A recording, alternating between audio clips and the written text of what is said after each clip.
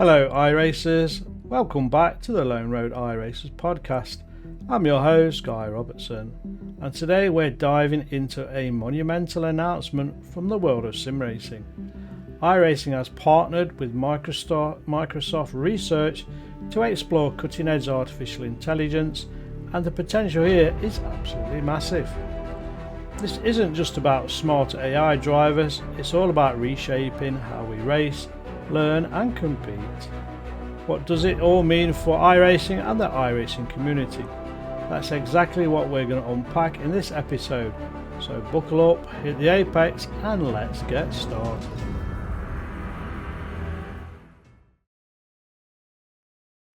Alright, let's start with the basics. iRacing and Microsoft Research are joining forces to develop something called Large Action Models, or LAMS for short. These are advanced AI systems that can perform complex tasks in both physical and virtual environments. For us sim racers, that translates into smarter, more intuitive AI integrated directly into the sim. Imagine an opponent AI that adapts to your driving style, learns your weaknesses and pushes you to be better. Sounds futuristic, doesn't it? Well, the future might be closer than we think. Tony Gardner, iRacing's president, shared his excitement about this collaboration. He said, "Our goal is to leverage the realism and quality of our existing product, build upon our market-leading single-player opponent AI, and create new and improved features that will benefit all iRacers." That's the core message here. This isn't just about innovation for innovation's sake. It's about improving the experience for all of us, from rookies to the veterans. So what new features could this bring to iRacing? We're going to have a few thoughts about this. First up, enhanced AI drivers. If you've ever raced against the AI in iRacing, you know they're already pretty good. But this partnership could take them to the next level. We're talking about AI that doesn't just follow a script, but actually reacts to you. Brake later into a corner, they might try to overtake. Defend inside line, they could look for an outside pass. Then there's AI-based coaching. This is where things get really exciting for those looking to improve.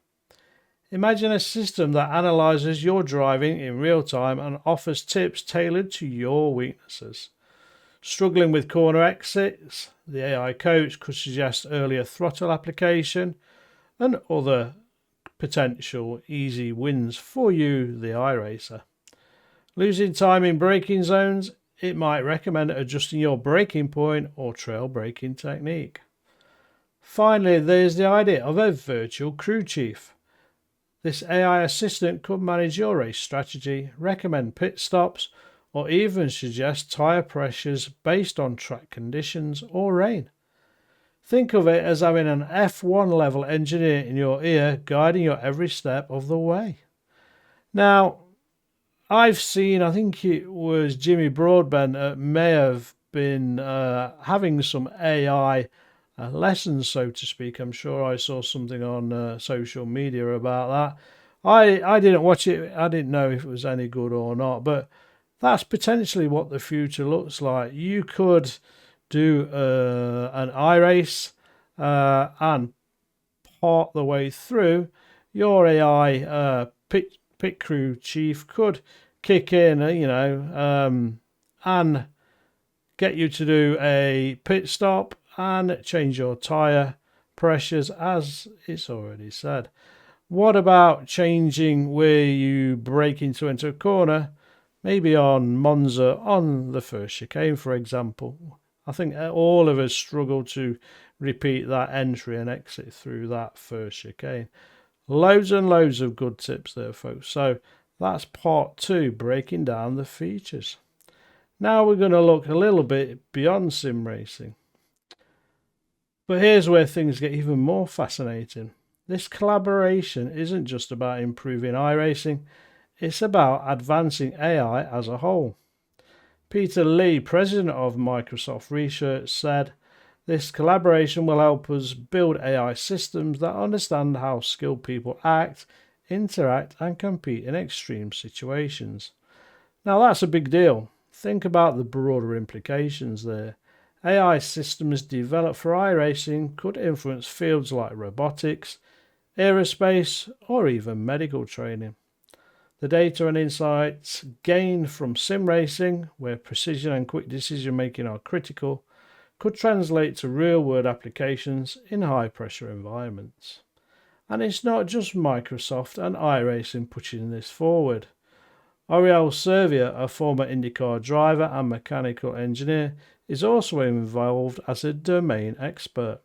With over 200 IndyCar races and 12 Indianapolis 500s under his belt, Servia brings invaluable real-world racing knowledge to the table. His input will ensure these AI systems feel authentic and practical. Alright, let's bring it back to us, the iRacing community. What does all this mean for you and me? It means more accessible racing. If you're new in the sim, AI-based coaching can help flatten the learning curve. No more fumbling through trial and error. This system will guide you lap by lap, corner by corner.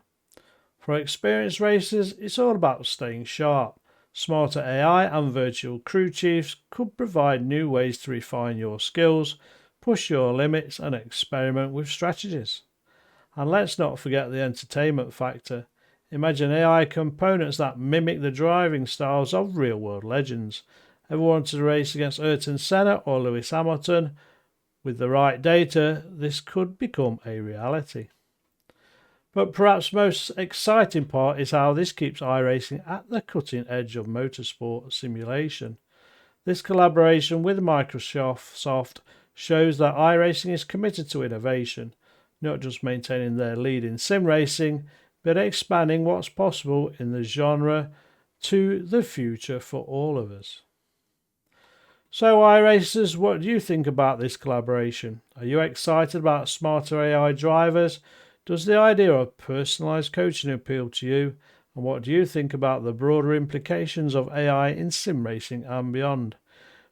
I would love to hear your thoughts, so drop us a comment, tweet us, and let us know your thoughts. Before we sign off on this topic, a quick reminder, iRacing's success is built on the passion of its community. This collaboration with Microsoft is just another way they're investing in us, the iRacers. Whether you're here to race, learn, or just have fun, the future looks incredibly bright.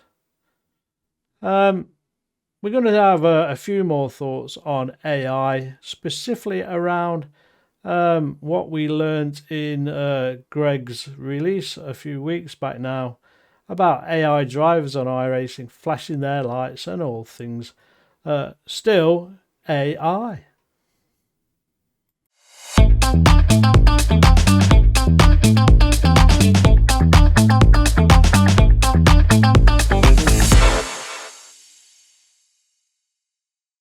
Today's podcast is all about AI and how that is integrating into iRacing and for us, the iRacing community.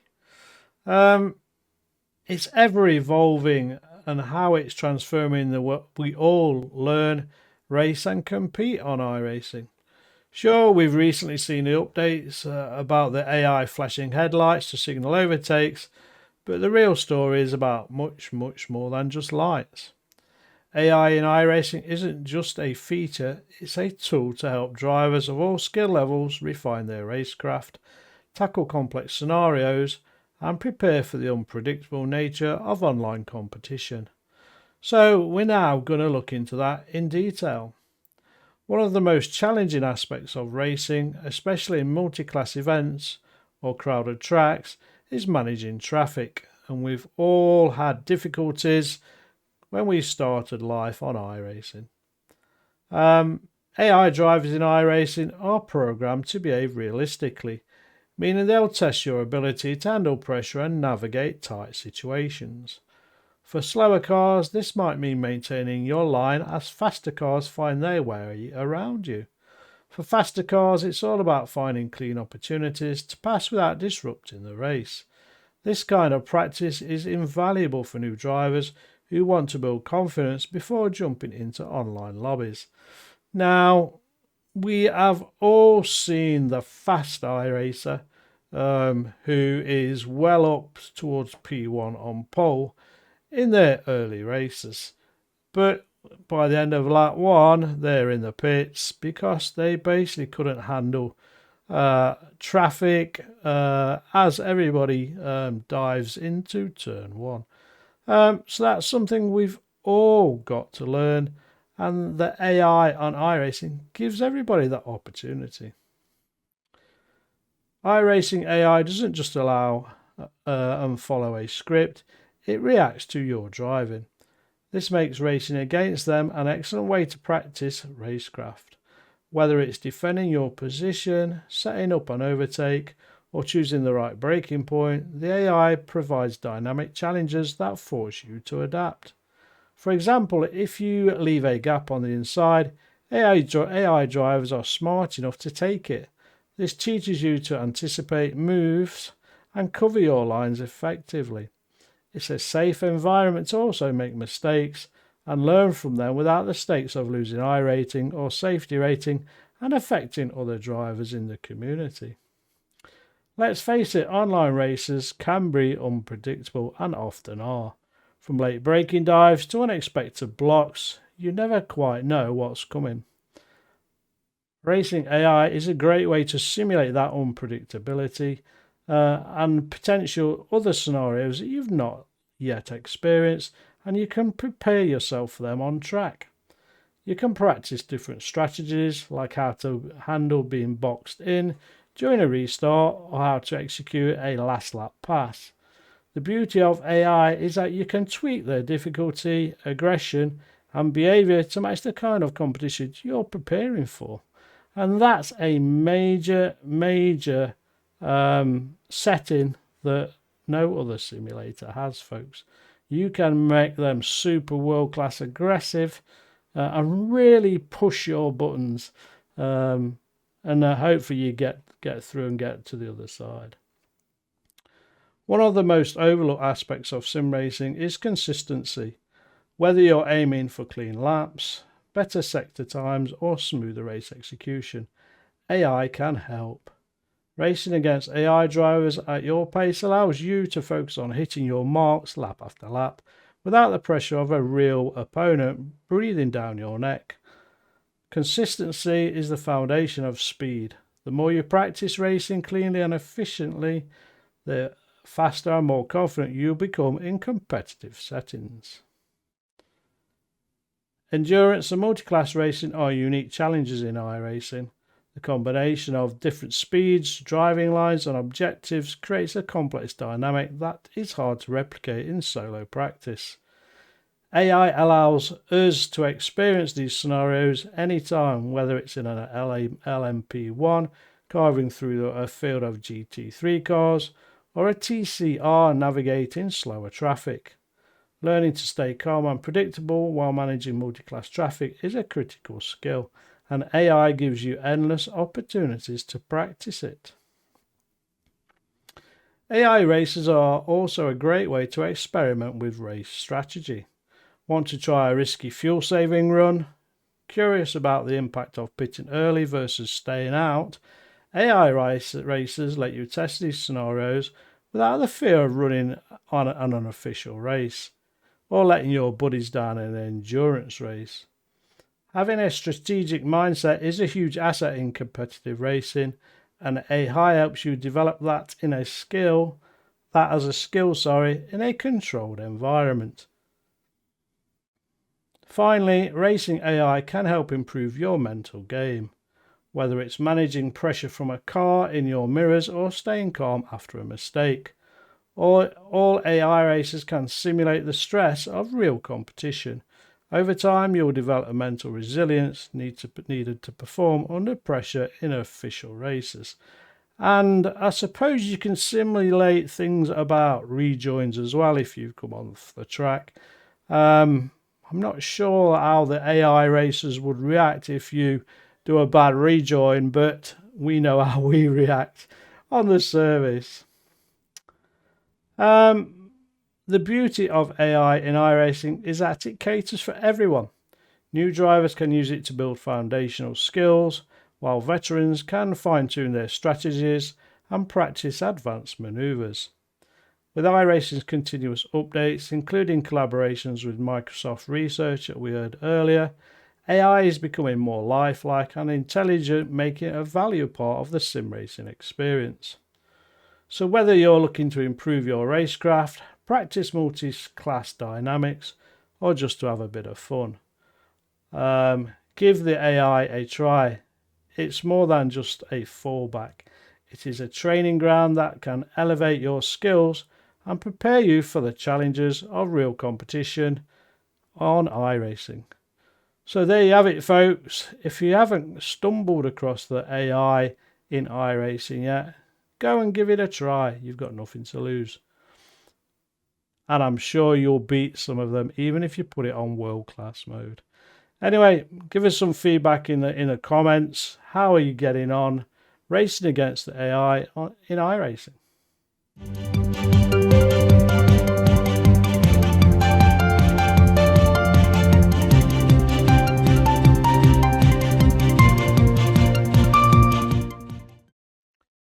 The 2024 IndyCar Bookkicker iRacing Pro Series concluded in orderly fashion as Team Redline's Diogo Pinto, well done Diogo, claimed the inaugural championship at Nashville Superspeedway on Thursday night.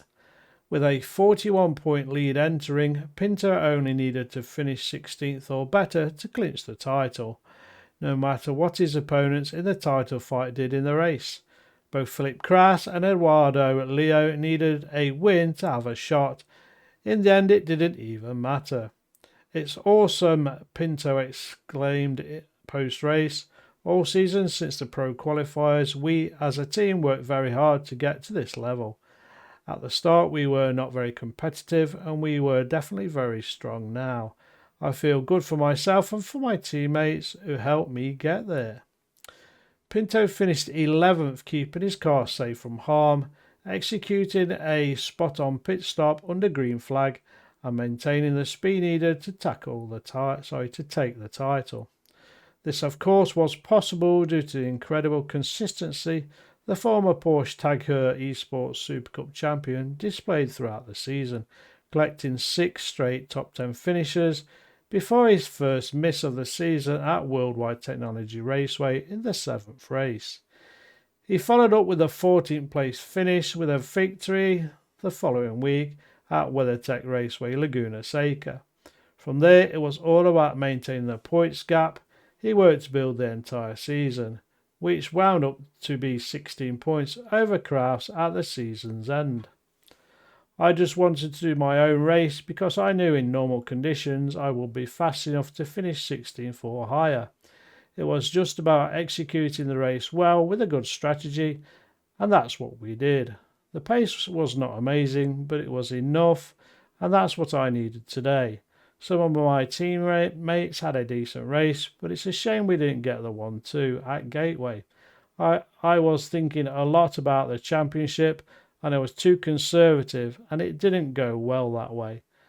I went back to a little more aggressive of a mindset, and yet it worked out nicely."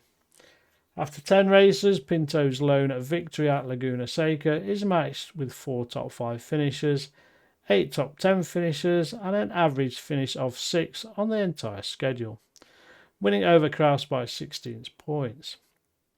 While Kraus had earned the most points on the oval half of the schedule, Pinto was by far and away the most consistent on the road, matched with his top half of the field pace on the ovals that made the difference in deciding the title. Private label Team Height wasn't going down without a fight though. However, as all 4 of their drivers qualified in the top 5 on Thursday night, Kraus claimed the pole position, earning a bonus point towards his attempt to catch Pinto in points. Josh Chin and Jason Brophy qualified 2nd and 3rd respectively, while Robert Malzeka III rounded out the top 5 right behind Coanda Esports' Elliot Veyron. While the championship was over, unless something happened to Pinto, there were still other points battles to watch out throughout the night.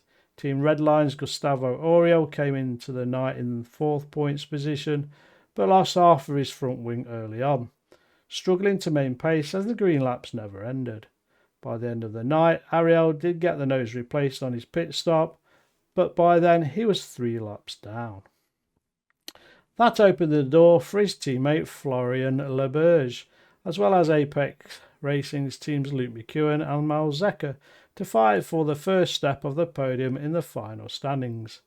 Even further down the standings, the battle for 12th, which is to the determined relegation line, was also hotly contested among Coanda Esports' Michael Romanidis, Drago Racing's David Toth, and Team Redline's Cooper Webster and Veyron up front. There was one caution on the second lap of the race which took out Drago Racing's Ricardo Rico, Team Redline's Sam Couture, and Team 15G's Brendan Lichtenberg. After that, the race continued caution-free until the end. Pit stops came around the midway point, and funny enough, all 4 of the private label Team Hike cars opted for different laps to pit. Chin was the first, pitting exactly at halfway. Malzaka was next, pitting a few laps after that. Kraus waited a bit longer, likely to ensure his rival Pinto didn't lead a lap or fall into a strategy that ended his championship hopes. Brophy stayed out the longest of the 4, only outlasted by Satellite Racing's Adam Crane, the last to pit. Malzaka took control from Chin with 25 laps to go, with Kraus following through a few laps later. Kraus needed to win to have a chance of the title, but as the laps counted to 0, his chances were dwindling to 0 as well.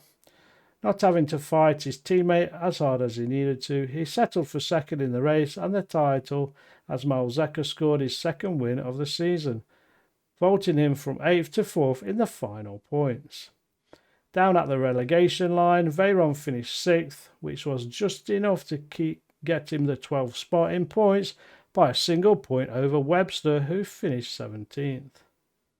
From the 10th starting spot, Pinto just needed to make sure he made it to the checker in one piece.